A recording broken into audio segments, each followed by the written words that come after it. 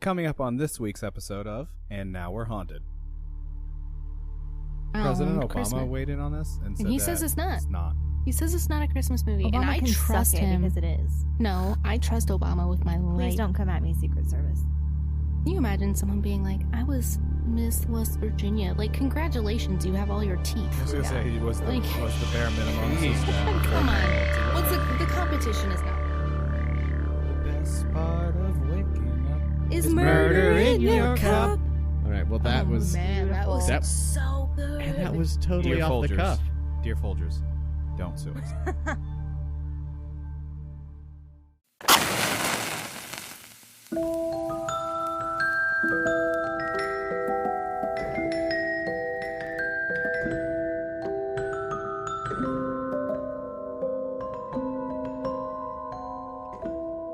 I just love Christmas movies.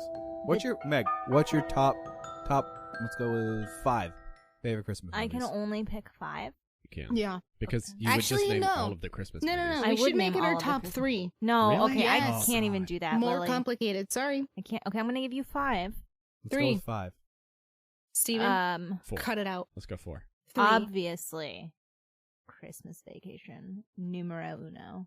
Mhm. Dope. Jim Carrey's The Grinch. Sorry, Lo. No. No. No. Jim Carrey's The Grinch is great. Oh, that's the one that you do That like. one's fine. Jim Carrey's The Grinch. She Yeah. doesn't like the original Dr. Seuss version. Yeah. The inspiration for the tale. Okay, we're gonna go into that Can we Okay. get back when it's to my me? turn. Yeah, We're gonna we'll- refocus on Meg Okay, here. I like The Grinch. I like A Christmas Story, classic tale. That's 3. Oh, there it is. The Santa Claus with the original Santa himself, Tim Allen. Okay, I Yeah. love that movie, and I'm going to get to mine. But the little kid in that movie is a little bitch. Which one? In the Charlie. beginning. Charlie's such a little bitch. Oh, he's worse in the Oh, second. Charlie. Yeah, Charlie's Charlie's a douche such in a number bitch 2. in number 2. That's Douche because he's in like number 16. Come on, Dad. Your dad you is never do fucking anything Santa I Claus. You have want. nothing to complain about in life. Shut the fuck up, Charlie. If high school is rough, go live at the North Stupid Pole. Charlie. Yeah, jeez, look, he is. Stupid Bitch. bowl cut. Anyway, keep going, Meg. I only get one more. Yeah. Oh, I don't know. All right. Well, Boy, you've already... I'm gonna say. we'll cut you off now if you can't come up with No. one. I'm just trying to decide what's my last one. Oh, boy, I've got mine solid. Do you? Pick yours. You gotta go for your last. And You got 3. No, don't tell 2. me. Don't put. This is so much pressure. 1. I don't know what to do. and you're Yell one done. out. Jay. Oh, that's What's your easy. top All 5? of them. No. I don't. Oh, all I of really the like all the of the Chris- other reindeer? I Okay, like got it. Christmas Chronicles, There we go. and Okay. I like You Hey. missed a pivotal one, and you're gonna be pissed. Which one? I'm not telling you No, yet. no. I'm not gonna. I don't know. You just... I'm not gonna tell you. You've done 5 now. No. Well, Okay, 6. Jay. You've technically done 6. Yeah, you're done. You No, I ruined your didn't. time. Okay, my number 1, I'm going to say Christmas Vacation. It's a great yes, one. great one Mhm. Especially when he just loses his shit. on Christmas. Yeah. I don't know what that's like, losing my shit. Jay, do you know what that's like? Yeah, when you lost your phone in the couch cushions last night, and That's you true. It literally happens 4 times a week. It You does. literally That's why I told- lose my shit. told your wife that you were going to throw everything in the house away. Yeah. You got irrationally angry, and I Good. was never more turned on in my life. Yeah. Like, I went from 6 to midnight at the beginning of that. Turns me off. Quickly went midnight to 6 today when dealing with the audio equipment for this setup. When I stormed out, and I was like, I'm done. Yep. Yep. All right, Yep. so- Meanwhile, the ladies were just sitting there quietly scrolling Drinking through and- Instagram. Yeah. Just Drinking happy and as can be. chilling. Christmas Vacation, All right. 1. Home Alone, the original. Love Great. Home Alone. Yeah. Watch Okay, it. I What add was that that to my last night? No, list. you're Yes, done. I add it You're to my done. list. I add it again- to my list. Just Friends, Ryan Reynolds, pre-weight loss, still would let him rail Yeah. me over just about any horizontal Yeah. surface. It's Ryan Reynolds. Yeah, Harken back to our we've episode 2, said it Snail before. Trails. We've said it before. Snail trails. I also Snail like Home Trails. Alone too. You don't want to sit in this Can we go chair back to after me? you're done Yeah. because it I'm is just interjecting. damn. We are aware. Wow. Your list is longer than Santa's when it comes to Christmas movies. Santa approves of my long Yeah. list Anyway, of we- love Jay, of keep Christmas going, movies. Jay. We don't need to Finish roll up Megan's your list list. We're all talking over each other way too much. This is true. Number, I don't even know what number 3. I'm on now. No, No, I think you're on 4. Number Home 4. Alone, Just Yeah. Friends. Oh yeah, just Okay. friends. Christmas Elf. Vacation. Yes, Elf. No, that was mine, and you can't I use love it because you ruined Nope, your list I'm adding already. it to my list. Next. I don't know about my 5th. That's okay. Meg has enough for all of us. Okay, my turn. Number 1 is Christmas Vacation. Mm-hmm. Despite knowing that Chevy Chase Is an is an asshole. ass. Number 2. Can you imagine Chevy Chase replaced by Guy Fieri in Christmas Vacation? Oh my god. Can you imagine? Do you think Guy No. Fieri No, would don't lean do into that. that? Don't ruin this. Oh, it would be amazing. Don't ruin this. The ghost of Guy Fieri in Christmas Vacation. Right? Ooh. It's like the Ghost of Christmas Past. I like the Christmas Muppets movie too. Stop, Meg. Shut Okay, up, number Meg. 1, Christmas Vacation. Number 2, Home Alone. Right. The original, number 1. The original, definitely. Yeah, that's the best. Yeah. Before Macaulay Culkin discovered cocaine. Number Yes. 2 was good still. Okay. Rough. Number 2 is fine. It doesn't make the list, though. Number 3, Elf. Love Elf. Of course. Let's watch that tonight. Number 4, The Santa Claus. Mhm. Popo Oh, yeah, Shijo. that's my number 5. The Santa Claus. The Santa Claus is on there. Can you imagine if Guy Fieri was the one reviewing the Denny's or the turkey in the oven that catches on fire? It's an American institution. Number 5. 5 turkeys. Number 5, Just Friends with Ryan Reynolds. Ugh, Ryan Reynolds. Yeah. Dear God. See, If I I could have a wish solid upon a top shooting 5, star. and you two, Meg and Jay, couldn't even get to a 5. No, I have like 10. This is No, true. it doesn't count. You have to boil it down, Your dude. shooting star. If I could wish upon a shooting star, it would be for Ryan Reynolds. Although I gotta tell you, I was a big fan of the recent one with Kristen Stewart and Dan Levy. Dan Levy. That I'm was a not pretty good one. It was not a happy. Kristen Stewart fan. I don't It was know if I can watch inclusive. it. All right. My top 5. I believe this podcast has unequivocally rated Christmas Vacation as number 1, Yeah. Mhm. Yep. even though I only Yep. saw it for the first time a couple of years ago. You're welcome. Yeah. You are the human equivalent of a trash bag. Well, I'm trying What's to that fix say things, about your Jay. friendship It with me? just takes time. I I'm a have canister. a movie that none of us have You mentioned, don't but I know want to yet. wait until Steven gives Is it his Die list. Hard? No, that is not a Christmas movie. Yes, it Keep is. going. number 2, Die Hard. Yes. Thank you. Was getting there. Yes. It's Die a Hard. Christmas movie. Nakatomi Plaza. Yeah. And it's not like the typical guy thing like, oh, Die Hard's a Christmas movie. It's just, it is a good movie, and I watch it around Christmas. And then it takes place during Christmas. It does. Not a Die Hard fan, Jay? No. No, Really? man. I mean, Really? it's a fine action flick that happens around President Obama Christmas. weighed in on this and said And he that says it's not. It's not. He says it's not a Christmas movie, Obama and I can trust suck it him. because it is. No, I trust Obama with my life. Please don't come at me, Secret Service. Or NSA, I hope they do, or CIA, honestly. or Right. FBI. Sheesh. Anyway, number 3. God only knows if I'm going to try to get a job later in life. Just to go back in the podcast Hey, archive. Lieutenant Frazier, let's go. Sheesh. We got plenty of time. We can chill and relax. Numero Trace. Yeah. Numero Trace.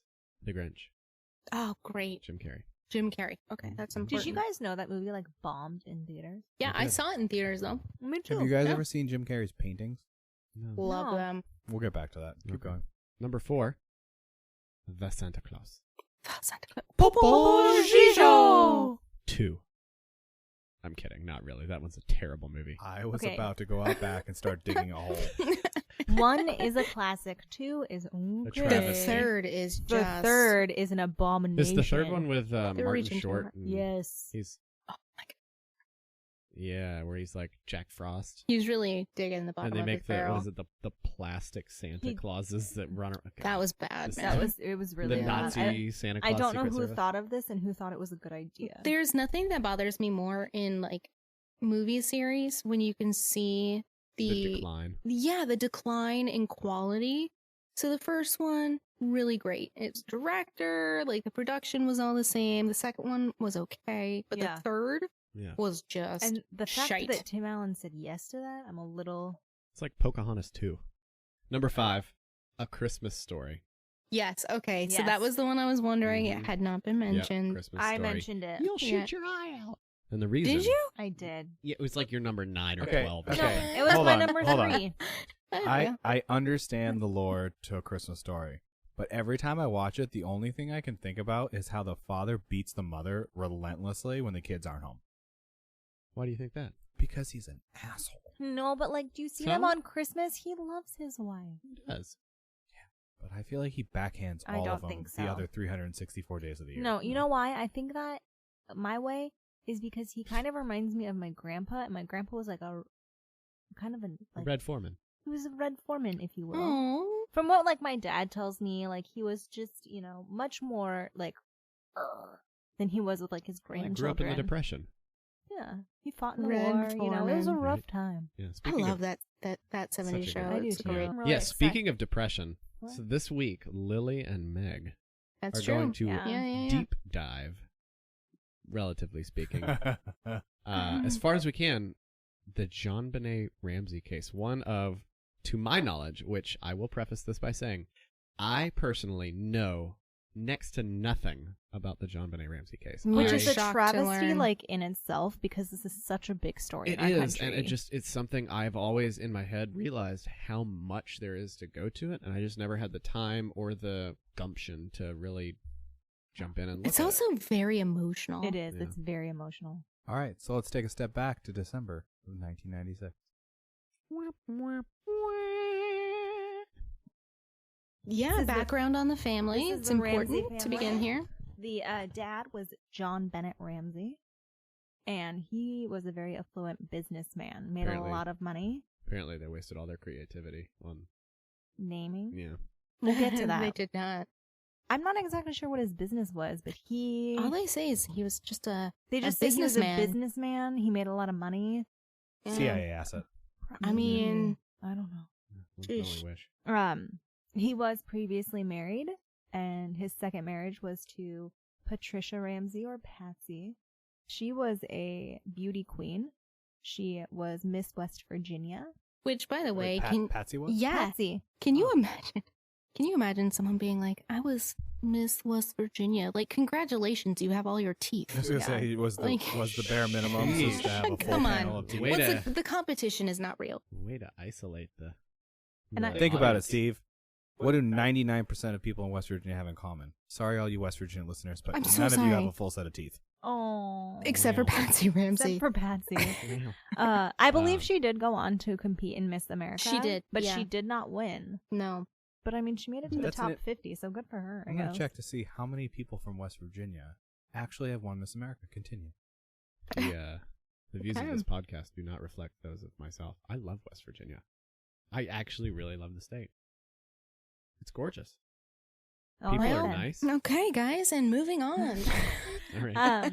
They had 2 children. Burke Ramsey was their son. He was 3 years older than their daughter, and apparently, like, really doted on him. He was their whole world. Did a lot of trips and gifts, just spoiled the crap out of him being as rich as they were.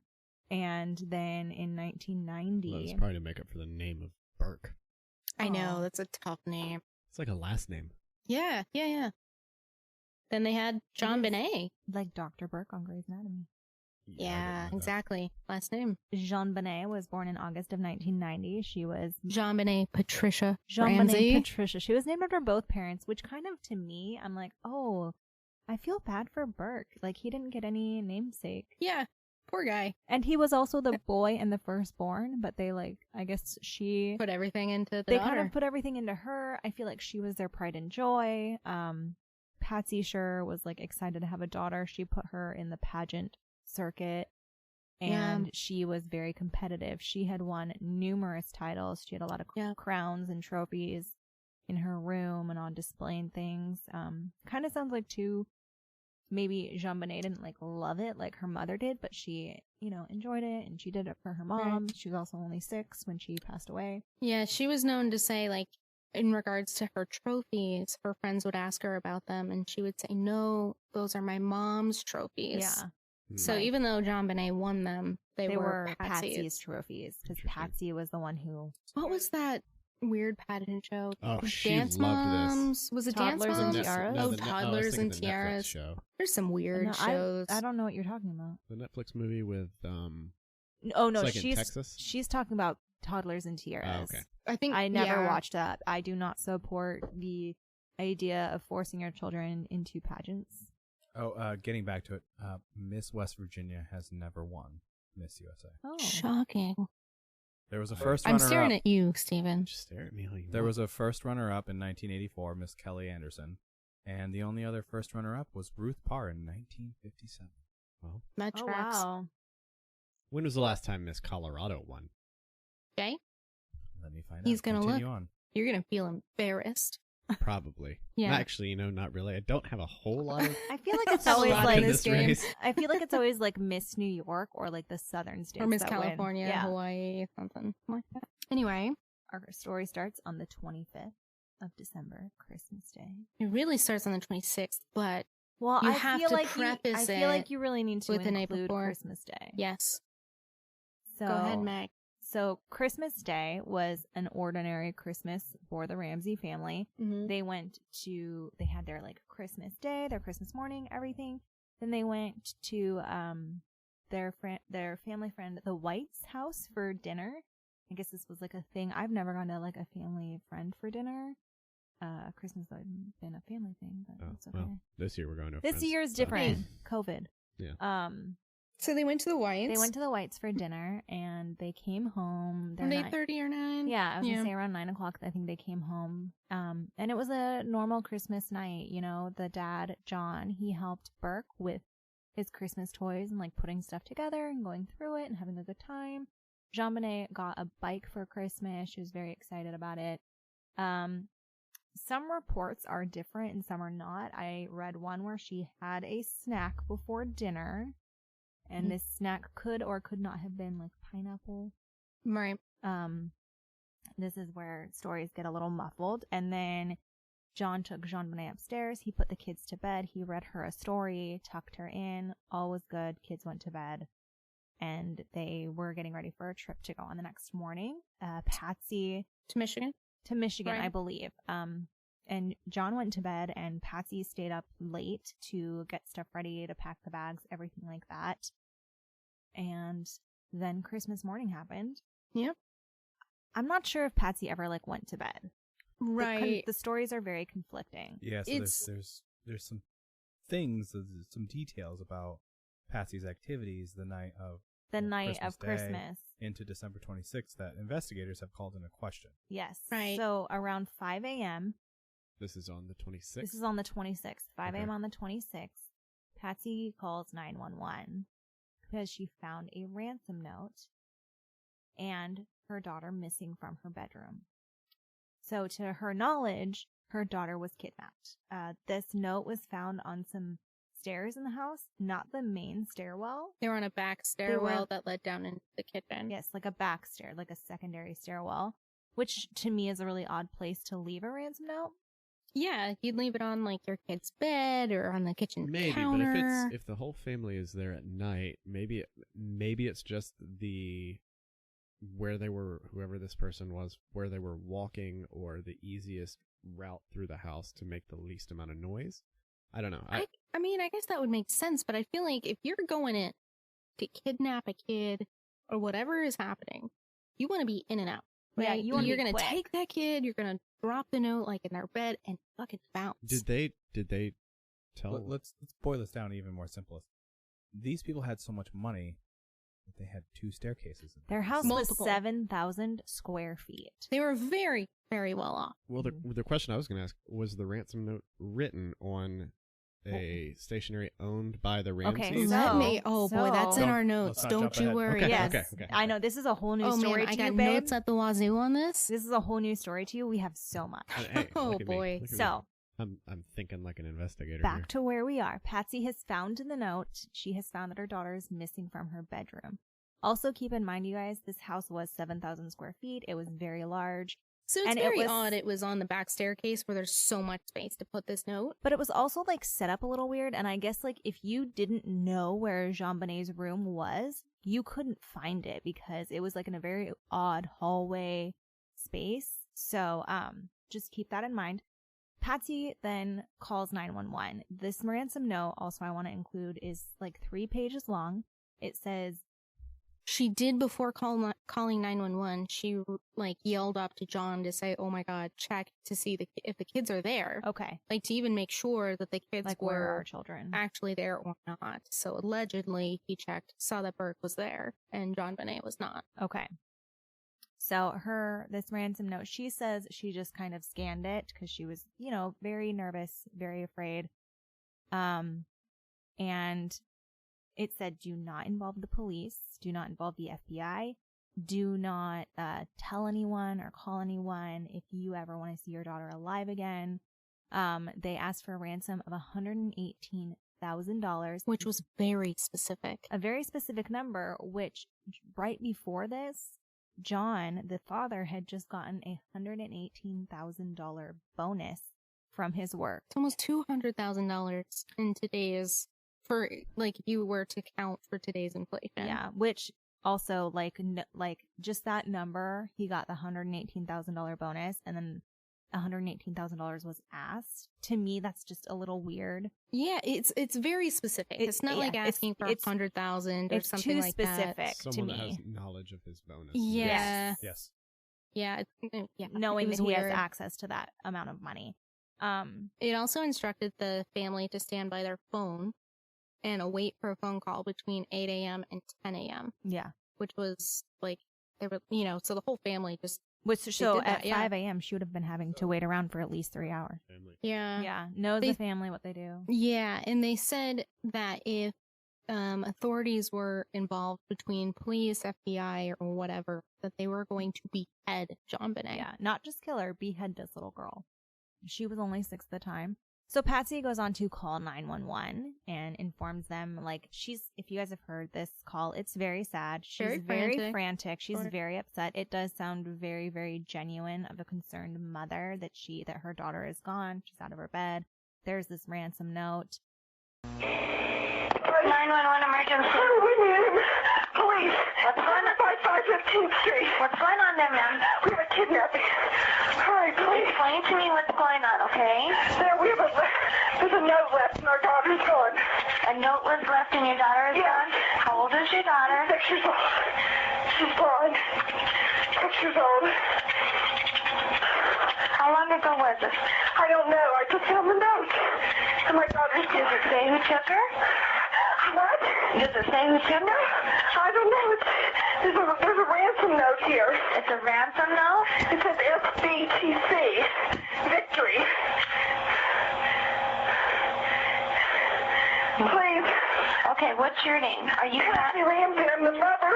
Oh my God. Please. I'm sending an officer over, okay? Please. Do you know how long she's been gone? No, I don't. Please, we just got out. Is she right here? Oh my God, please. Okay, come on. There's somebody. I am, honey. Please. Take a deep breath. Please, okay? Hurry. Patsy.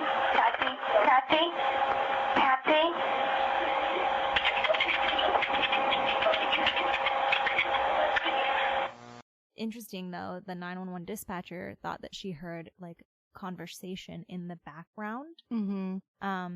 That honestly could just be the parents talking to each other, trying to figure out what's going on. Was it picked up on tape? So it was towards the end. There was something along the lines of what do we do? Yeah, what do you what did you see, or something like that? Which I guess in any situation, if our kid was kidnapped and you were looking around the house and I was frantically calling 911, got off the phone, I'm sure I would be like, what did you see? What did you find? Yeah, you don't know how you're going to react in a situation unless you're in it. So on the one hand, it is kind of hard to say, well, why were they doing this? But on the other hand, it's a little odd. Unless you're in that position, you don't really know, and everyone reacts differently. Is there any, is there any information on why they were awake at 5 a.m. the day after Christmas? They were preparing to travel. Okay. So, kind of the theory though is that Patsy never went to bed. Yeah, one of them. The police showed up. She was still in her clothes that she was in the night before. Lily found something very interesting about this. I did, and I'll definitely get down to it. Yeah, it's really interesting. Okay. So there's a piece of evidence that links why she's wearing the same clothes. Okay. Yes. So the police show up. She's wearing the same clothes from Christmas Eve or from Christmas night. And the details on this, I'm not 100%. I think Lily can really help me. I know that the police came. Patsy had actually called some family friends, told them what happened, asked them to come over. So, for moral support. I need 100 close friends and family members to come over. So they had quite a few like family friends come over into the house, which and at this point in time, they hadn't discovered John. No, right? They had not, because Okay. I believe they were there when like the police showed up, or like as the police were showing up. Yeah. So what happened? Very early. Yeah. So what happened is they called some friends and family over for some moral support, to wait for the phone call, which came between, which was allegedly supposed to come over to come on the phone between 8 and 10. That call never happened. So after 10 o'clock, police said, okay, basically, F this. This is clearly not going to happen. We need to go and talk to the FBI, come up with some form of a game plan. And when they did that, they left another officer named Linda Arndt. And they said, Linda, you stay here. You kind of watch over what's going on. So she was in charge of the scene. She was in charge of the scene. The scene, the family, everything. Right. So after everybody left, John was becoming really anxious. They didn't know what to do with the guy. He was becoming irate. He wanted answers, and I can't blame the guy. So Linda said to John, you know what? While we're here, why don't you just walk around the house? You know it. Look for clues, look to see if there's anything out of place. So he and an officer. No, it was Wasn't it? his family friend, Okay. the Whites. The Whites. His friend went with him to tour the house. So when they did that, the interesting thing about this is it almost seemed like he was walking like with a purpose. really, Like the guy he was walking with, the white family member, it was like he said that it was almost as if John was leading him to his destination. It wasn't like, let's check this room now, let's check that room now. It wasn't organic. It wasn't. It was very like start top to bottom or something. It wasn't like that. Which to me, if my kid went missing, I would literally stop and search every room and hallway, Right. nook and cranny. And it was almost like he was purposefully walking to his destination and not deviating from this. Right. So Almost as if he had prior knowledge of where she was. Exactly. sure. And that's not leading our listeners here in any specific This direction. this has been documented from like statements made by people and the police. And Pretty wild. yeah. Yeah. So that led John and his friend to the Down to the basement. Basement. But not only like that, they walked down to the basement. through a room to through the a wine room, cellar. and they had like a wine cellar in there, and Of course they did. that's where he went 7,000 in, square feet. and he just went in, opened the door, and there in a white sheet he found JonBenet, and he said that like he automatically knew it was her. Mhm. Just after seeing this, he picked her up and like kissed her head or something, and he realized she was dead. Yeah, they So- found her with Contaminated the crime scene. right. Mhm. Well, so they found her with a white blanket.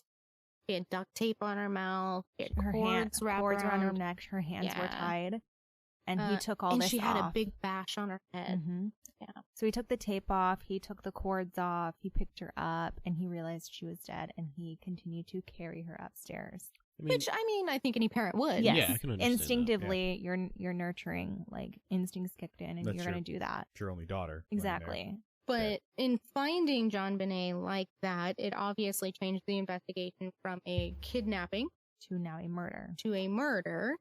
And investigators searched the basement. When they did that, they found a paintbrush, which was used as a garrote. Yeah, Do like you know a what a thing to garrote like is? the choking device. I learned it from this. Yeah. This, murder. It's, Do you it's guys- it's essentially a strangulation device that has two T handles on it to assert your grip. Yeah, on it's it. I've a seen that in Dexter. it's a Yes. stick that's used with a cord to tighten like a noose around a neck or something else to increase tension So they, on that rope.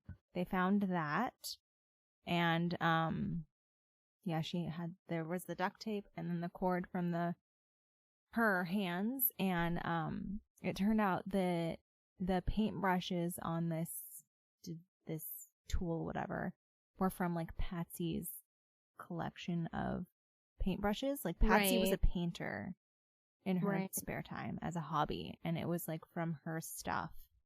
Which, Oh, I okay. mean, That could this have was easily from. just been like, and you never know, Grab like what's they could have handy. just said, hey, like there's something that's handy. I can turn that into a weapon or something like that. Did so they know where the paintbrush collection was kept? apparently it was pulled out. Like there was like a box of this paint supply stuff, and it was pulled out. So it's normally kept in the basement, though. We don't know. No, I mean, We don't know. Yeah. Because it makes me wonder, was it kept there and it was just a tool of opportunity, or was it maybe something It was definitely a tool of opportunity. Okay, so it wasn't something that was moved from another part of the house that maybe had some sort of emotional or... Not No, No, from we what think attached it was to a tool of opportunity. Yeah. Not from what we can see from the evidence that we found. But after this, I mean, the Ramseys obviously were like, oh, there was an intruder here. They came in, they killed my daughter. But the problem with that is that there was really no, at that point, evidence of a break-in. Yeah, no sign of a break-in or intrusion, anything like that, you know. There's no struggle. No struggle, nothing like that. The family didn't hear anything either. As the investigation progresses, you'll see that there's things that the initial police department, the Boulder Police Department, they missed on this initial investigation. Yeah. So yes, also like looking through the basement, they did find a window down there. This window was broken. And there was a suitcase by the window, which they just noted it was a very odd place to leave a suitcase. It was not with other luggage. It was not put away. It was just like strewn across the floor. Look at our basement that we're sitting in. But if you look at their basement looked nothing like ours. Yeah, and the thing is though, is that when investigators questioned John and Patsy about this window in particular, John specifically said that he was responsible for the window break because he had been locked out of the house weeks prior, so he needed to get in, and he just had not replaced it yet. Yeah. It's winter in Colorado. Right. It is winter Absolutely. in Colorado. But that's what he said. So he took that, right? So, I mean, that definitely comes into play later on when they're trying to come up with some different theories. And initially, they didn't even count the window. You know, they kind of looked over it because John had said, no, that was me. Don't worry about it. But regardless of all of this stuff that they had heard, John and Patsy were obviously the first suspects. Yeah. Now, so he's got his daughter. He brought her upstairs, and apparently, Patsy took her and held her, cradled her daughter. They laid her on the floor, and then apparently moved her to a sofa. So again, now Patsy's held her. She's been moved to a floor. She's been moved to a sofa. This is a lot of contamination to evidence. John covered her with a sheet. Covered her with a sheet. So up until this point, just to recap, we have a ransom letter that asks a very specific amount, left in a very peculiar place in the house, and asked them to be around for a very specific time. And then John proceeds to walk with one of the whites, apparently leading him to a predetermined destination. They find John Bonet in the basement. He picks her up, brings her upstairs. Patsy also holds her, and then he covers her with a sheet. So let's just talk about, that's a lot of contamination. It is. Not to mention all the dozens of people that they called. Yes. Now, and earlier, all those people are walking through the house and touching things. Now, earlier you said when she was discovered in the basement, did she have a sheet on her in the basement? No. No. She had a white blanket. blanket on her. Okay. Like, was it covering her entire body, or was it just like... It's just been stated said that she was covered in a white blanket. Okay. So now that we're back to this point, go ahead. So, John and Patsy are the first suspects of this. Apparently, John was making some travel plans. I don't know if this was the trip to Michigan. I'm assuming that it was. He was actually making plans to go to Atlanta. Okay, so he was trying to make travel plans to go to Atlanta. The police overheard this and were like, "Whoa, dude, you can't leave. Your daughter was just murdered. Like, we have an investigation to do." And I guess they were kind of like, they were shocked to hear this, and then the Ramseys were shocked to be told they couldn't go anywhere. So, and I can understand being in a position like that where you're obviously rocked to your core. Your daughter just died. You don't want to be in that house anymore. What the hell do you do? Right. And maybe wanting to escape someplace that you do feel safe. Yeah, and maybe not even that. I know when I have something bad that happens, sometimes before I'm thinking rationally, I'm thinking, oh, and I have this that I've got to do, and this I have to do, and this I have to do. And it's not necessarily... guilt? It's not even that. It's just I haven't taken the time to think, okay, you know what? that's not important anymore, Right. we're not doing that. You know, Right. So they were trying to travel the day that JonBenet was discovered, the They were 26th, trying to travel 26th, that they were day. trying to Michigan, and at fly the out. same time when they're discovering JonBenet, JonBenet is trying to make business travel plans to Atlanta. No, it wasn't business. They It were just wasn't trying business. to travel to Atlanta just to get out. That's where they were like from. It was Atlanta. Okay. Oh, okay. Yeah. Okay. Gotcha. Okay. Yeah. Just wanted to clarify. Yeah. Let's take a quick break real quick. We have a little bit of a promo. There's a show that we really, actually, all four of us enjoy. It's like a daily show, and I love my daily dose of murder. Yeah, Me and it's too. actually called the Morning Cup of Murder podcast. So we'll It's fantastic. I love a daily cup of murder. Of waking up Is is murder in your cup? All right. Well, that Oh, was man, that was That- so good. and that was totally Dear off Folgers. the cuff, Dear Folgers, don't sue us. right? You or can if you send want us us to be free in your coffee. commercial. So yeah, we've got a quick promo from them, a little snippet, if you A will. little shout out to these awesome people. Cup of murder. Ever wonder what terrible thing happened on this day in true crime history? My name is Karina Beamisturfer, writer and host of Morning Cup of Murder, your daily true crime podcast that dives into what murder took place on today's date in history. With over 500 episodes about serial killers, murderers, cults, and cold cases, there is always something new for you to enjoy. Morning Cup of Murder is the perfect addition to your morning routine. So, if you like your coffee hot but your bones chilled, start your day with a Morning Cup of Murder. Subscribe on Spotify, Apple Podcasts, and everywhere else you listen, and come say hi on social media at Morning Cup of Murder. Oh, and remember, stay safe. Lily and I are still on our black box.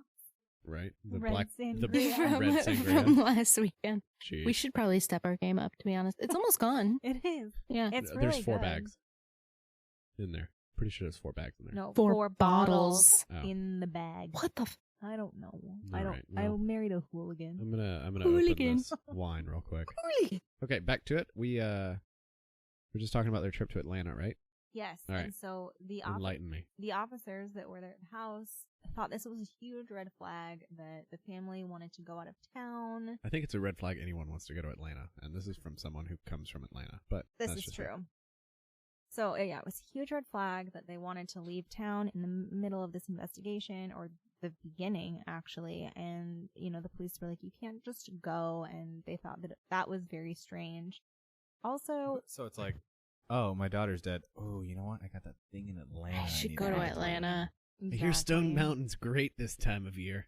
So, at this time, like we said, the Ramseys were suspects in the murder of what are you guys? Oh, Jay's upset I James didn't give him wine.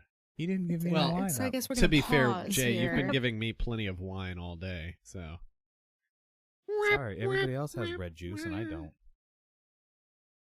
Okay, that's my red juice. Yeah, you can go ahead. Just everyone can know I'm pouring wine. So we were don't go to Atlanta. They went. Oh yeah, they wanted to go to Atlanta. I was gonna say that this was the beginning of the investigation. The Ramseys were being looked into, but they refused to speak to police. Yeah. Which again, very strange. If my daughter was missing or went murdered or anything, I would be like, this is all I know. They refused to speak to police, not necessarily, they didn't flat out refuse. They refused to speak to police separately. Yes. Okay. And that was a big red flag to police because they were like, why can't we interview you separately? Are your stories have you not, why would they be different? exactly. So true. That is a huge red flag that they did not want to be speaking to the police separately because, again, it looks like you are rehearsing what you're saying, Right. you're getting your story How straight. does this family have enough sway over the police to not be put in a room separate anyway? Like, why aren't the police Well, just like, Here's the thing about this though. They might be suspects, but they're not proven murderers, Yeah. and you don't have to answer questions. You can always say you'd prefer to have an attorney. You are not obligated to speak to the police. It's just odd that they didn't want to help. Yeah, absolutely. They wouldn't let their son speak to the police, which to me, if I had a 9-year-old, I would be very protective of that. I wouldn't let my son speak to the police even if I knew who the girl was. If you're not guilty of something, why would you not want to participate as much as you can? So that's exactly what an investigator named Michelle Wood, who worked for the Boulder police, said. She said that, quote, she had many cases where there had been deceased victims inside the house and there were potential suspects within that family member unit. And she said that typically those family members are very understanding and very cooperative, especially if they have nothing to do with it, because they want to assist. They want to solve the crime. Yeah, right. in an investigation. And she said, quote, if someone is reluctant to come forward and reluctant to talk to the police, to me, that's a red flag. So the fact that they weren't like, yes, let me help you in any way I can, they were like, what's WTF wrong? Like, here? What's going on? Absolutely. Now, to play devil's advocate, just because I don't have anything to hide doesn't mean I'm always going to cooperate 100% because I don't want to incriminate myself. Yeah, absolutely. I agree with that. I do agree with that. And that's why you hire an attorney. I'm a big supporter. Always hire an attorney, you guys. Even police officers will tell you to hire an attorney. Yep.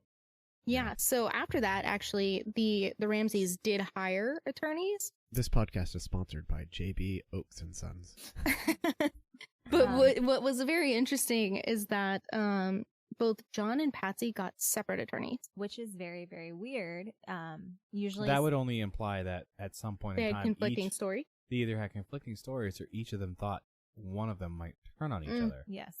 Because if you have a singular attorney for a couple, they have to represent both your interests. Yes. So basically what they called it was a conflict. Interesting. So they did not specify what that conflict was. I mean, you can always leave that up to the imagination. I mean, the conflict just could have been that they were spouses and you don't want a conflict of interest. But under, like, the doctrine, there's spousal immunity. No, I mean, I completely agree, and that's why it was a huge red flag. Yeah, and especially with that spousal immunity, like, why not just hire one family attorney? Why does each spouse need a separate attorney? That is weird. So I think it's worth notating, though. Hire a lawyer, always. Hire an attorney. Always. And, you know, even though it raised suspicions for them, I mean, I know if I was in that position, I would be like, we need an attorney. Exactly. Because even if I didn't do anything, I don't want it to be... They might make it look like you did. Yeah. I've seen Gone Girl. I don't need to do this. I'd like to apologize to everyone for the sound of my dog playing with her toy. That's yeah, Stella, but you know what? Time. She loves crime as well. Crime, wine, and murdery ghosts. And there she is again. Yeah. Stella. So back to murdering of a 6-year-old. Well, before we get to the 6-year-old murder, I want to plug the fact. This memory foam butt cushion has been incredible. It feels like I've got a cooling fan blowing gentle breezes across my cheeks. Anyway. Okay, then. So, you want to take it up to the media? You have the notes up, right? Yes. Yeah. For those of you who are old like us and remember this story. Whoa. Middle age. This story was a huge deal, and the media loved it. I mean, this is something sensationalized. I mean, it's 2020, and we all know what this is, except Steven. Because he's a baby. I mean, I'd heard of it, but so this was actually a story that, like, I remember it being like one of the first big news stories. The other two big news stories, maybe we'll talk about later. I'm not going to say it now. Columbine. Yeah. Also in Colorado, let me tell you, Colorado's fucked Aurora. up. People like the mountains. Still fucked up. The other two big stories I remember being little was Michael Jackson and O.J. Simpson. O.J. Simpson was in 94, I think. Yeah. And then so this was Michael Jackson was, what, 2009? I mean, that was basically 93. all there was a late 90s and like early mid-90s one, too. Yeah. I remember Michael Jackson dying. But, like, so... We're talking about... No, not his death. We're not talking about that at all. No. Sorry, guys. Me and Bristol are closer in age than me with these Clearly. guys, apparently. Obviously.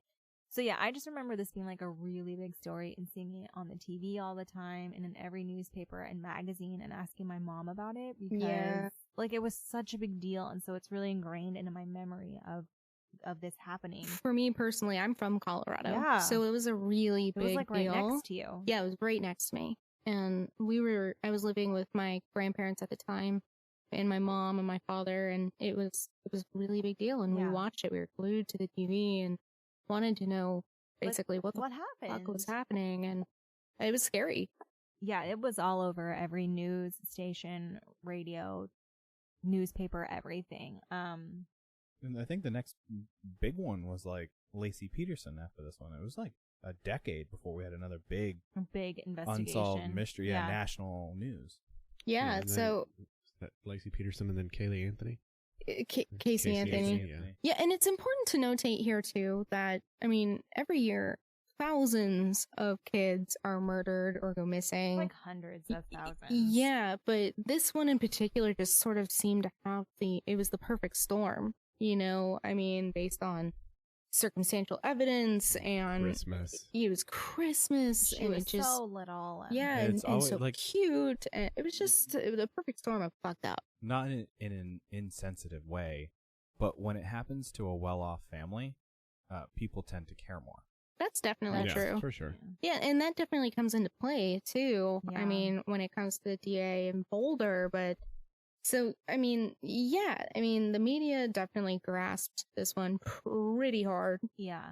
They began playing videos and showing photos of JonBenét and her pageants. Which just, like, kept it going. Yeah, absolutely. Story. I mean, I remember watching it and my grandma was like, look at this cute little girl. Like, you know, someone murdered her, and it was really messed up. And so people saw this and they thought, you know, there were mixed emotions, right? People are like, oh, this beautiful little girl, how could someone do that?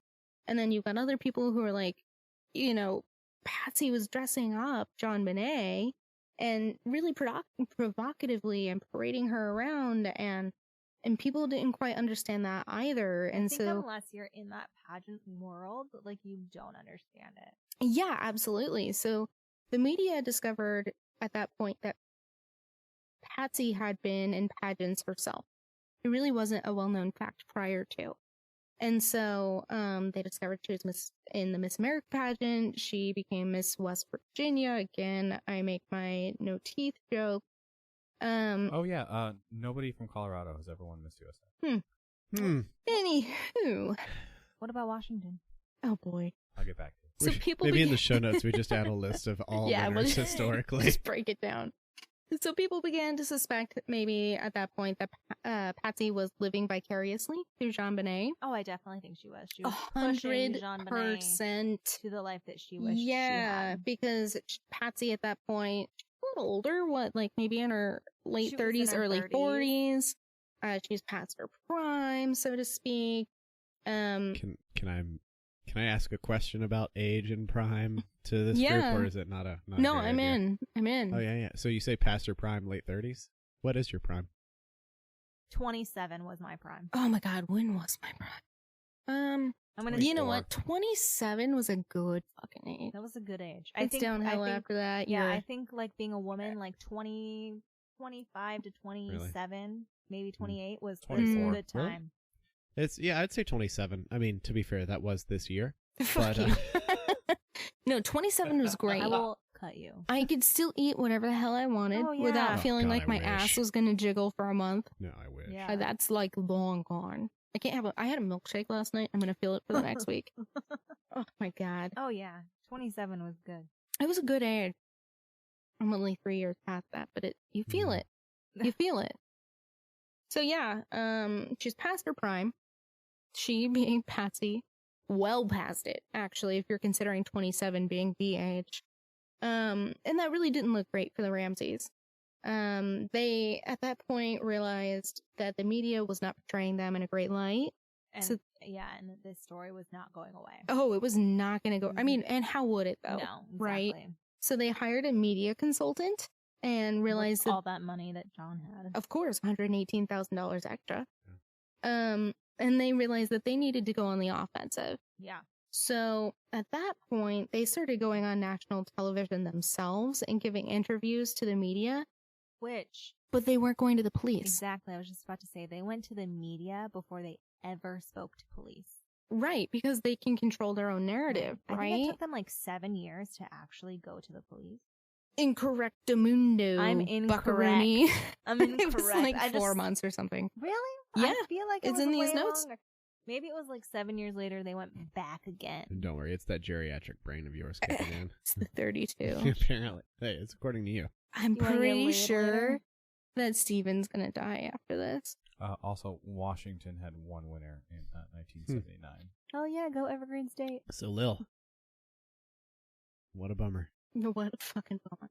So yeah, when they started going on these national media tours, Yes. Patsy was quoted saying, quote, "God knows who you are, and we will find you." I've seen this clip. Yeah, oh man, I've seen it a few times. I've seen this clip, yeah. They presented a $100,000 reward for information leading to arrest, and I'm sad it wasn't Interestingly, less 118. To say Yeah. less than the ransom. It would have been. No, Funny? it Not wouldn't. funny. Funny is not the right word, Ironic. but they should. Ironic. They should have, to I be like honest. to call it a missed opportunity. Yeah. It's a missed opportunity. Maybe it wasn't so missed. I think they did that on purpose. Disappointing. Like, so basically, your reward is greater if you killed their 6-year-old rather than information Just leading information to the leading person to the who did it. murder. Yeah.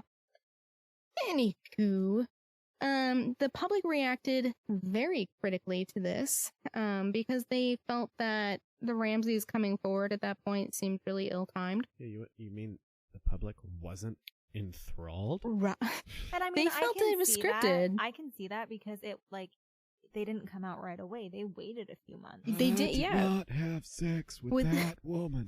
Sexual Yeah. relations. On top of the party that they called, they're like, "Hey, our daughter's missing. Y'all want to come over for a bash?" Yeah, Right. right. So Yeah. it was interesting because the Ramseys utilized the media in a way that they were basically putting out a completely different narrative than what the police were putting out too. Because Which was, I mean, that is smart on them. absolutely. Yeah. It's like the Utilize what characters- you can. It's like the characters from Schitt's Creek were trying to handle this. The croning. Yeah, absolutely. No, I mean, they were, John Benet was a huge headline story. The Ramseys were saying it wasn't us. Someone came in, they stole our daughter, or they tried to take our daughter, kidnap our daughter. They killed her, and the police were like, the Ramseys are suspects. So it just was really weird, and it leveraged people's opinions versus one another, and it was definitely a unique situation. What was it? There was a quote on one of the documentaries that we read that one of the detectives was saying that the moment you try to fit your evidence into your theory, you start having false convictions instead of fitting your theory into the evidence. Yeah, that was So, in regards to the DA. Yeah, so like when you we're have a kinda jumping theory, ahead. you try to prove it instead of using the evidence to formulate a theory. And so what it looks Right. like is the Boulder police are like, well, we think that Patsy and John are guilty, so let's fit the evidence to that. I could see that. Right, yeah. So, the Ramseys fielded questions from the press. So investigators started to gather as much information as they could. The autopsy at that point had come through and revealed that she had been hit by a heavy object that fractured her skull, but there was brain swelling, which indicated that she was actually still alive. She didn't die from that blunt force. Right. But it was the strangulation Is what from actually the killed garage, her. yeah, that actually killed her. And This is so yeah, it's so sad. And So so there were blood splatters, and there's blood splatters in her underwear, which led them to believe that she was sexually assaulted. In the autopsy, it revealed that she had pineapple in her stomach. And it was the only thing in her stomach, which indicated as well that she had had it after dinner because her dinner had been completely absorbed at that point. So for them, This It- was like a snack. it was a later on. snack after she had been put to bed because the Ramseys had said, we don't remember her eating pineapple at all. Now, there are like conflicting stories here because Meg had seen a documentary that said that they had given her, A snack. A They'd snack. given her some pineapple. but then I watched a documentary that actually had the interview with John, and I've seen John that one had as said, well. we did not give her pineapple. I don't know where that came from. Yeah, I've seen that. So, one as and well. that was with John. So, I mean, it's and he it's was definitely the one interesting. who put the kids to bed that night. Right. So you never, I mean, it's all really weird. There's a lot of conflicting information. It's got Patsy, it's got John, it's got Burke. It's got a lot of different people who Yeah. can give different testimonies. So it's just, What's it's the a deal lot. with Burke? How old was he? He was 9 9 at the time. Does he? Mhm. Does he come into this at all? Like A Oh, little bud, bit, does Burke All come right, in? all right, let's Yeah. begin. Yeah. So, like, getting into some facts about this case. So, they had the pineapple in her stomach. Family was like, I don't know what you're talking about. When they were, looking at the actual, like, evidence and everything, there was pineapple, like a bowl of pineapple on the counter from the night before. But the DNA on, like, the spoon and stuff, no fingerprints, no DNA of JonBenet. It was of Patsy and the son, Burke. On the bowl. Yeah. So JonBenet has, from the autopsy, has the pineapple in her stomach, but they couldn't find any DNA evidence on the bowl or the spoon. No, it only No. had Burke and Patsy's fingerprints. Which will come into a theory, Mhm. definitely, later on. After this, 4 months later, in April of 1997, John and Patsy did agree to an interview with police separately. Yeah. That's the first time they spoke to police. Yeah, and police obviously went into it thinking that John and Patsy were guilty, and they were like, "We're gonna make these motherfuckers crack." Yeah. John answered that basically what JonBenet and Patsy individually had worn fed, and during the day prior, JonBenet wore like a shirt with a star. This is John, the father. John Yeah, Bennett. absolutely. John Patsy had worn a red Christmas sweater. And when Patsy answered the question, she answered that the clothes that she wore the night before, she put them in really, it's really weird, but she took them off and put them in The bathtub. the bathtub. Because I know when I take off my clothes, I put mine in the bathtub. I every put them night, in the guys. bathtub too. Oh, I go for the sink. Oh, it's so weird. I'm a toilet guy. Yeah. He Just is. start washing it right It's there. so weird. Well, you are the So, human definition of a trash bag. This was just really weird for the detectives because, I mean, this family had a ton of money. So why on earth would you take off your clothes and put them in the bathtub and then the next morning wake up at, say, 4:35 a.m. to get yourself ready for a trip and put on the same clothes from the night before that you put in the bathtub? Well, and also, where are her clothes that she wore between taking them off, putting them in Like the a bathtub? pajama, Like yeah. a pajama or a different outfit. Where are Maybe those she clothes? sleeps in the Walking around naked, nude. yeah. Maybe. Just walking around that 7,000. But like square foot Lily house and I naked. were talking about this, yeah. and I think especially the more affluent you are. I mean, I will wear the same leggings every day, you guys. Sheesh. I'm wearing the same sweatpants I wore on Thursday. See, exactly. It's So Sunday. this is what I mean. But the more affluent you are, like you're not gonna wear. Like my sister's got a lot of money. If And- she takes her pants off after 20 minutes, to her they're dirty. She needs a new pair. Yeah, I mean, I get that. Nah, these are my lunch slacks. Like, I need to- but you know what to I put mean? on I my feel like the after more lunch you ones. have, the more Right. clothes you have, you're gonna change your outfit more, and you're not gonna put on like Yeah. an outfit you. And So why es- on earth why would not- she put and on... it's, like even me, especially the documentary had said that she wore them all day and to the Christmas party at the Whites. exactly. This is a shocking piece And of if I'm- information. And if I'm gonna like, I won't wear the same outfit if I wore it like all day the day before, especially if I'm gonna go do something like traveling Right. and I wore it the day before Oh. all day Yeah, at right. Christmas. Like, Yeah, no. so it's just weird. It's So they were very like, weird. why would you This do really that? gets me. Yeah, it's weird, right? Like, especially if they're already off, why wouldn't you just put on some new clothes? Exactly. So it indicated that she had been wearing them the whole time, that she never took them off, that after everybody went to bed, she remained in those clothes for some reason, right? But any which way, the detectives also inquired a bit about the pineapple in JonBenet's belly from the night before. And then they also presented evidence from the ransom note. And they asked Patsy and John individually if they recognized the writing from this note, right? So, they pressed Patsy about the similarities of her writing within the letter because they first- found 200 similarities. 200 similarities, but first, as she looked at this ransom note, she recognized it as the ransom note, as did John Ramsey, but they did not recognize the handwriting. Yeah, of course. And It it was determined though that the stationery came from within the Ramsey The household. stationery and the Sharpie. Did you guys find any images of the ransom note? Has that been released? Oh, Oh, absolutely. yes. You Oh, can yeah, see it's it. everywhere. Absolutely. Let's, We'll post that. Yeah, we'll They put it on our can take a Instagram or our peek. Facebook. Yeah, Yeah, Yeah. take a little peek. See? we'll And- probably be posting pictures and information from the show on those just until we get show notes figured out. Yeah. But what's interesting here is that when they asked about this note, and they asked about the similarities, John said, well, I don't know, maybe a woman wrote it. And Patsy said the same thing. Patsy said the same thing. So investigators thought that going into this, obviously, that Patsy and John had rehearsed their interrogatories. Patsy said she didn't kill her child, John didn't kill her, and they, investigators just needed to go, quote, back to the damn drawing board. And I believe over this investigation, Patsy had to submit 4 separate handwriting samples to the police. And what was interesting about this is I remember watching, and it was always, Burke was an afterthought. It always. Like, Patsy would be like, it wasn't John, and it wasn't me. Or Burke. And John was the same way. I never thought it was Patsy. Certainly wasn't me. And it wasn't Burke. Okay. Interesting.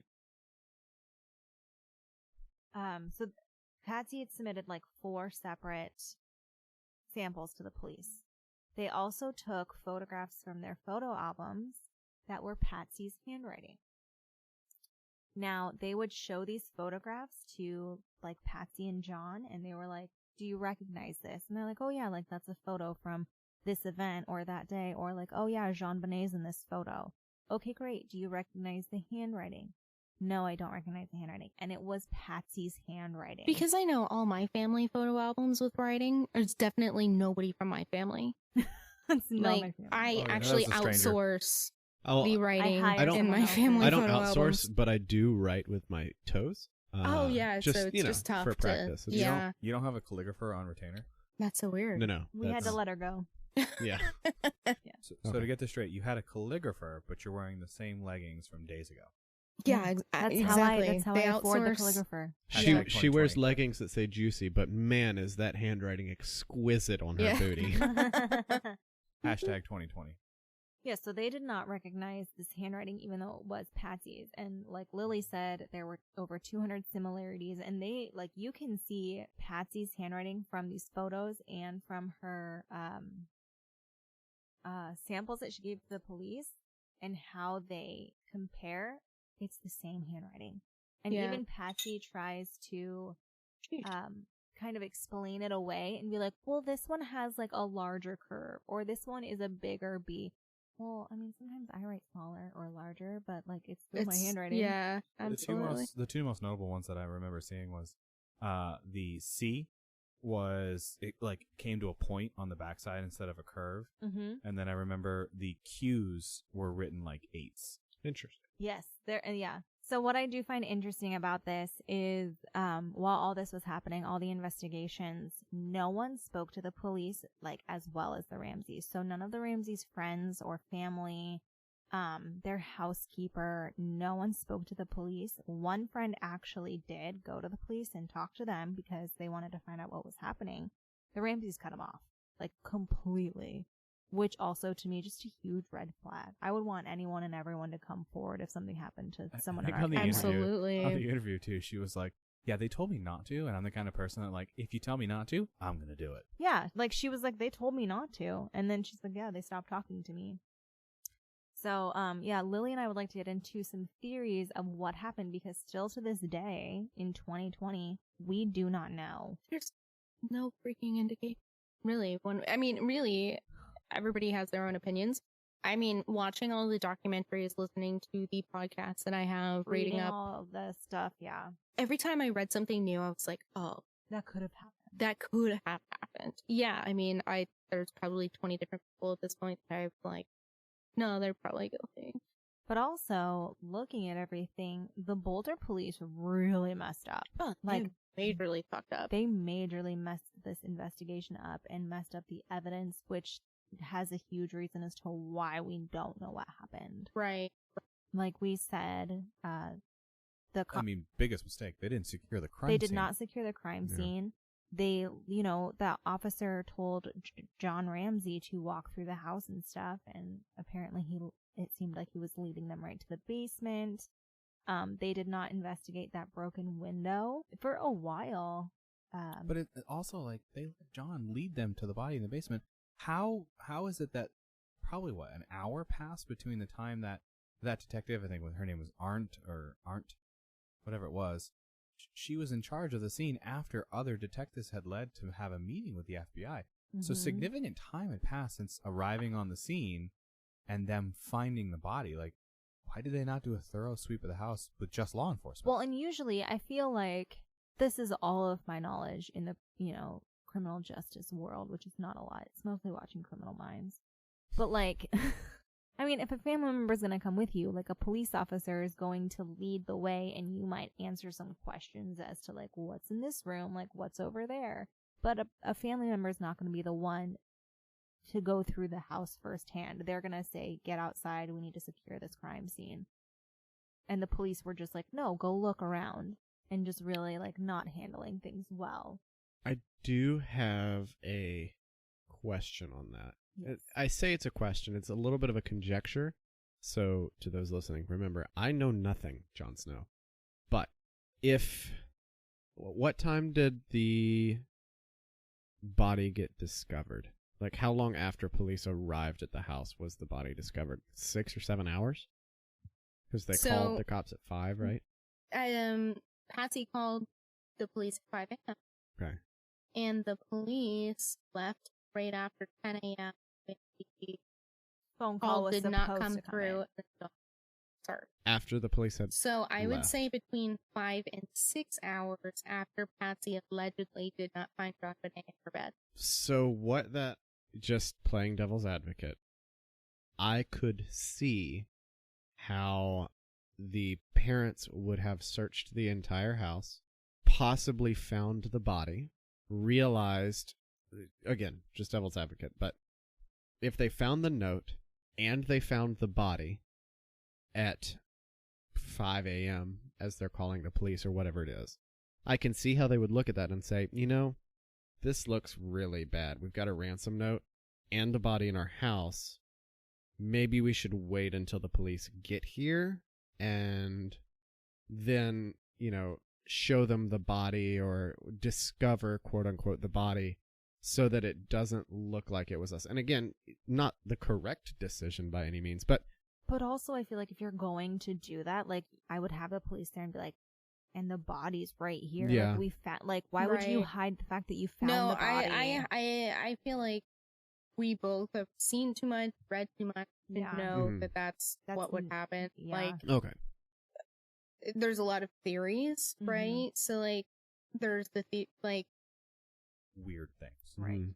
right. So, what's the next major? So the next major thing I think are the different theories of what has Mhm. happened. Right. We've talked about some of the evidence that they found. First theory having to do with Patsy. right, right.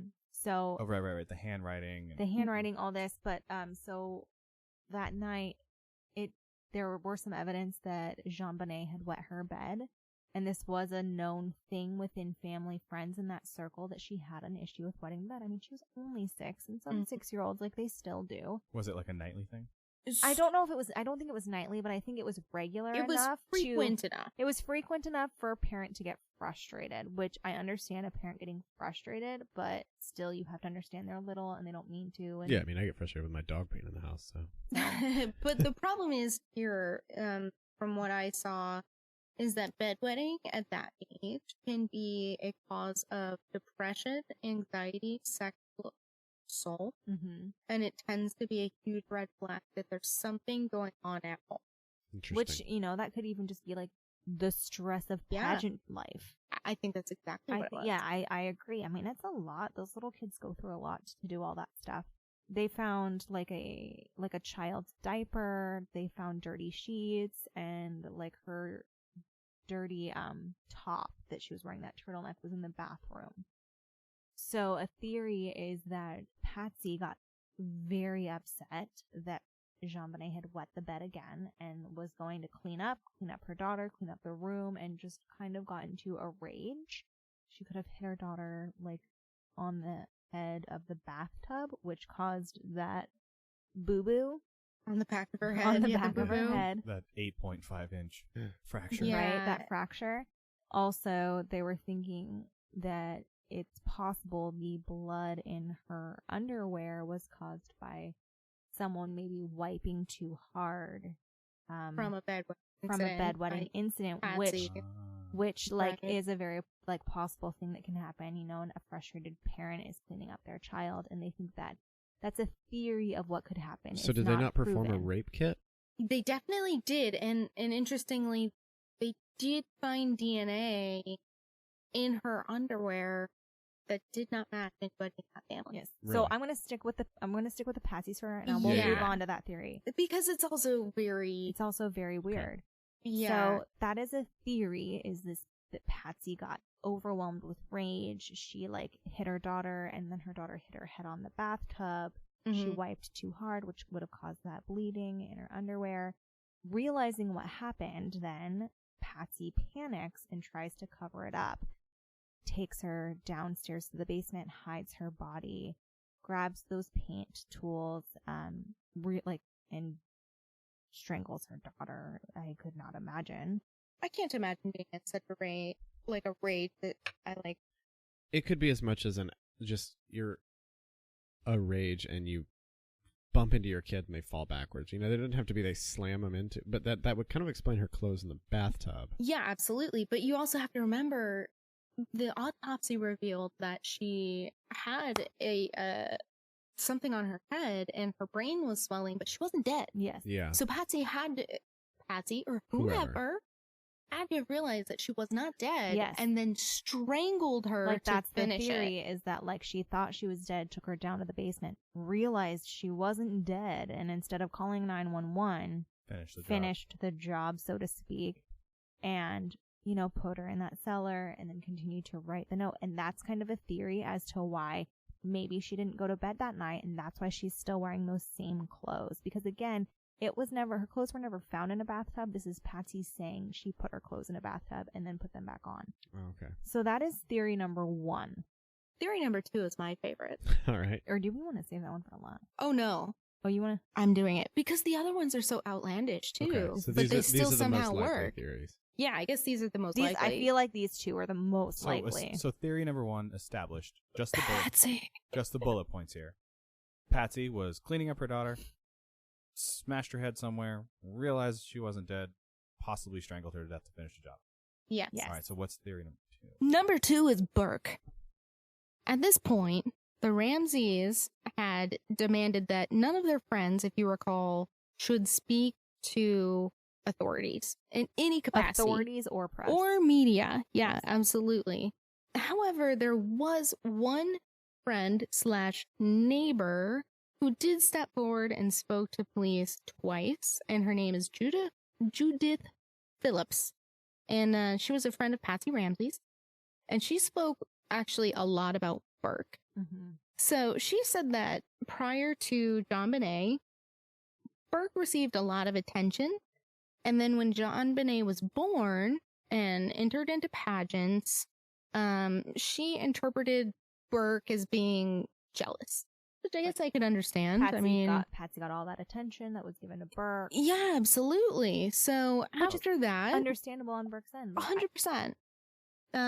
He had a lot of angry outbursts, and at one point, he struck JonBenét with a golf club about a year and a half before her murder. Not just struck her with a golf club. Yeah, it caused a scar under her left eye. Yeah. Yeah, and She was 4.5 when he did this? Yeah. Yeah, so she would have been only 4 years old. So Patsy, I guess, was kind of dismissive He of it. also would have only been 7.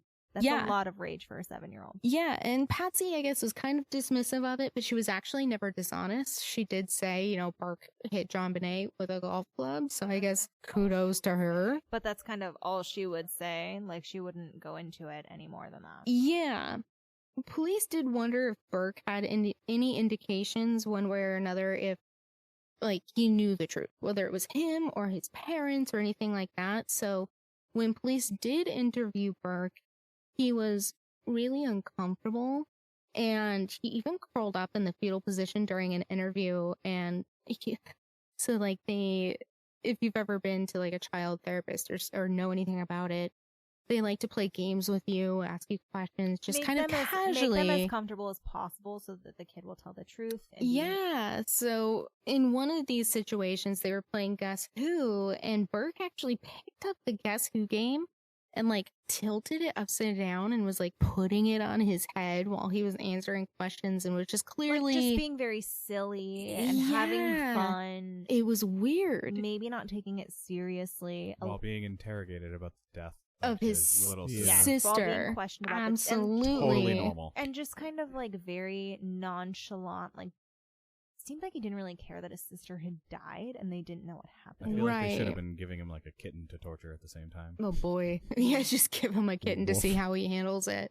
Yeah, so Burke at this time was 9, but apparently at that time in Colorado, there was a minimum age to prosecute a child or really look into them, and that was 10 years old.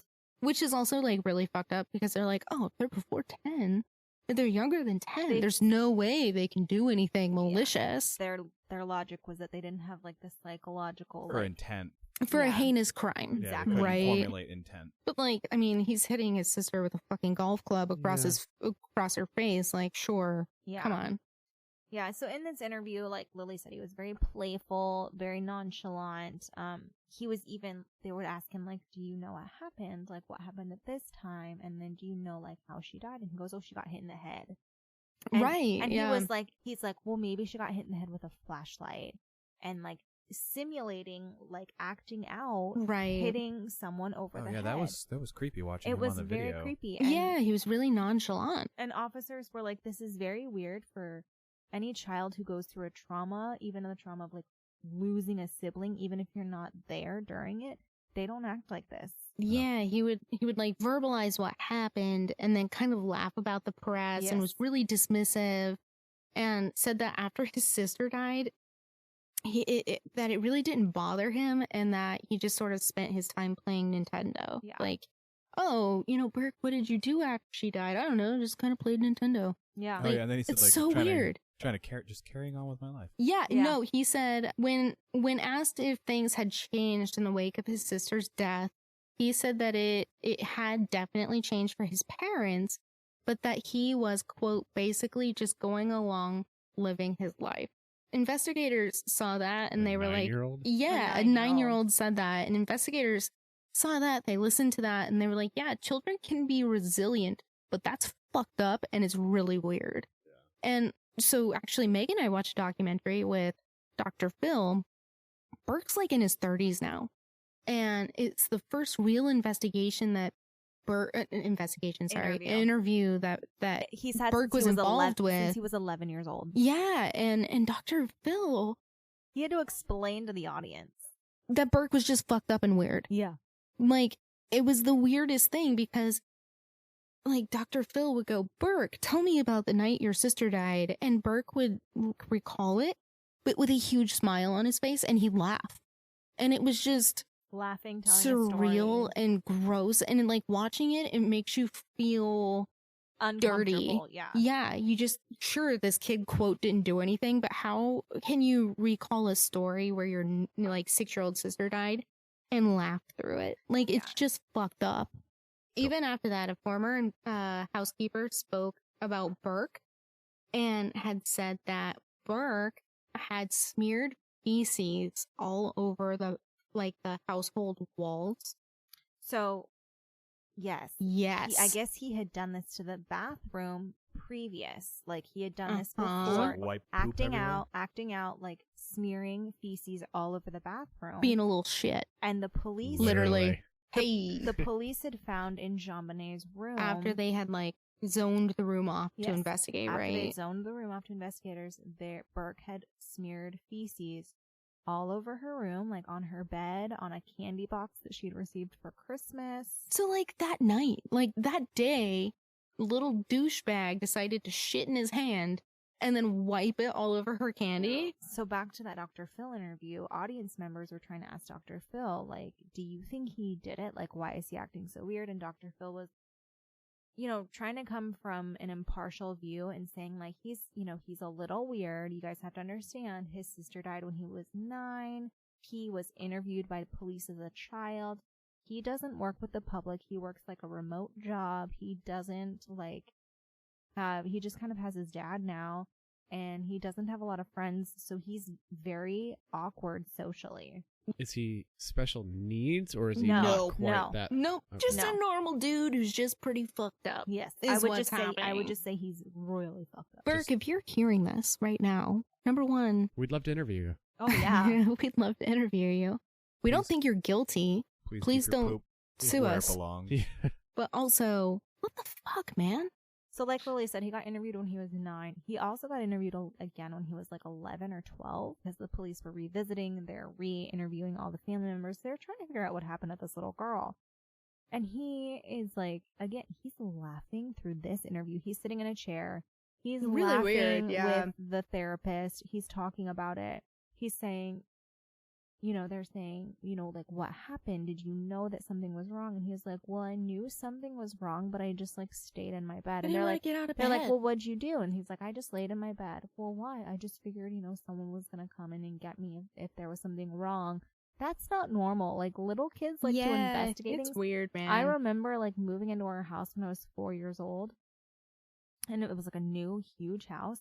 I stayed up all night and I got out of bed in the middle of the night just to check out I the did that house. too. Yeah, like I did you that just too. do, like kids are very curious and they want to know what's going on. I got out of bed in the middle of the night, but it was because I wanted to eat cereal. So like 3 a.m. would roll around, and I would get up and have like 4 bowls of Lucky Charms. Well, it's interesting you mentioned getting out of bed for snacks Uh-oh. because he does Oh. mention in an investigation that sometimes he'd get out of bed for a snack. I don't like how much I have in common with this guy. And they said, Burke, what do you get as a snack when you get out of bed? Cereal was one of the options. And he said that his mom preferred that they would get fruit. And they said, well, what kind of fruit, Oh, no. Burke? And he said his first answer was pineapple. Sheesh. And so another theory here is that Burke got out of bed. He got a bowl of pineapple because if you recall, on that bowl, the fingerprints were of Patsy and Burke's. And it was his DNA on the spoon. And his DNA on the spoon, that he got the pineapple. And John Bonet was 6 years old, and she came down and grabbed a piece of pineapple out of his bowl. And because Burke had rage issues, Mm-hmm. he grabbed a near object, which could have Was been a a flashlight. flashlight. It was a flashlight. There was a flashlight there. On the counter. They believe that it could have been a flashlight, which was on the counter in the kitchen. And he just smacked her. Just as a Like, I'm mad at 9-year-old you. asshole, don't Don't fucking take my snack. take my snack, and bludgeoned her. Patsy was there. She was awake And she all said, night. holy shit, and decided, I just lost my daughter, I don't want to lose my son, and she covered up But he's The 9. murder. Why wouldn't you call the cops and say, this kid, like... yeah, no, I mean, I think that that's logical. I do too. I agree that that's logical, and you call the cops or you call 911 and say, like, my daughter just got hit in the head. But some people have a very weird trigger in their brain. I don't know what's Yes. what. It's Super just some defensive over your kid. super defensive. cover it up. But also, like, okay, well, I just lost this daughter because I think she's not breathing. Because some people can't tell the difference. And then they go to protect their other child because that's the only other child that they have. Right, exactly. And I think Is the theory that the mom then took the body down again back to Yes. the mom? Yes, the that's theory the is theory that that she tried to Patsy cover it up. covered everything up. And we'll get into And the if theory you Killed her daughter. recall, of the staging. yeah, and if you recall though, like in regards to the ransom note, it matched Patsy's writing, allegedly. They were- Burke had anger issues. There was a lot going on. Based on the language written in this ransom note too, they strongly believe like it was written by a woman. and who's to say here that they all don't kind of go in with one another, right? Maybe John Bonet had Peter bed, Patsy got mad, wiped her too hard, everybody was up, gave Burke a snack, she took the thing from Yeah. Burke, and Right. then It could have I all mean, it happened. all could have worked out together, and it just was the perfect storm of fucked up. Hmm. You know? Wow. I forgot to mention this when we were talking about the ransom note, but like the investigators are saying this was definitely written by a woman based on the language used. It was because- very maternal. very maternal. Yeah, because these investigators, they hire these people to look at ransom notes all the time, and they can tell you, like, is it left-handed, is it right-handed, who wrote this, Mhm. was it male, female, give me the age. They can narrow all that down. And they were definitely honing in, saying this was written by a female, it was very maternal. Different people were looking at this. One analyst said that without a doubt, Patsy wrote this ransom note. Another one was saying it's very likely that Patsy wrote this ransom note because the handwriting matched. Mm-hmm. Now, again, it's not proven. Don't sue us. It's not proven, but this is what analyzing the evidence. Professional analysts were saying about this evidence. Yeah. Interesting. So, well, I mean, that wrapped up part one. Part one. Of so two. Number two gets weirder. Yeah, so next week, what are you going to talk about a little bit?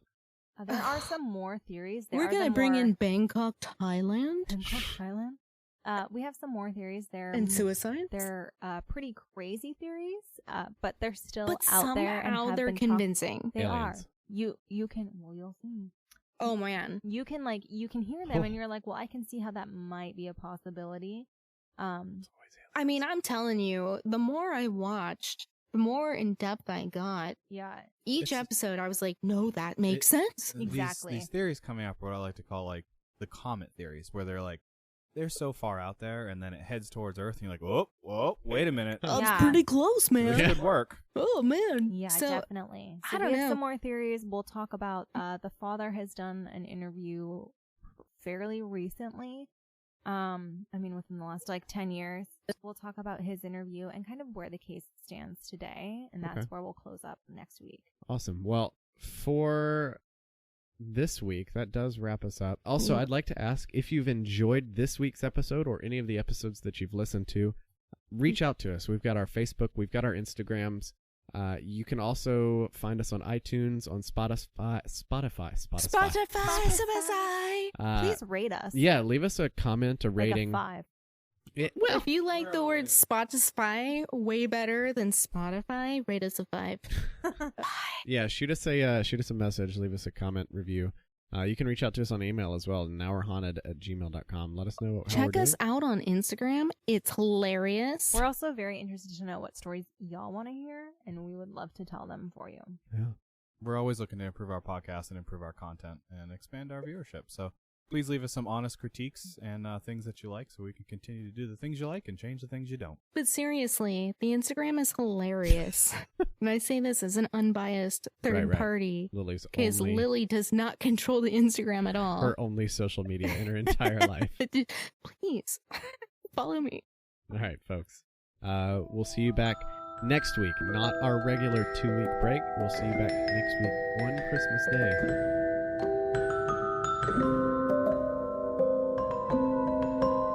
Merry Christmas, motherfuckers.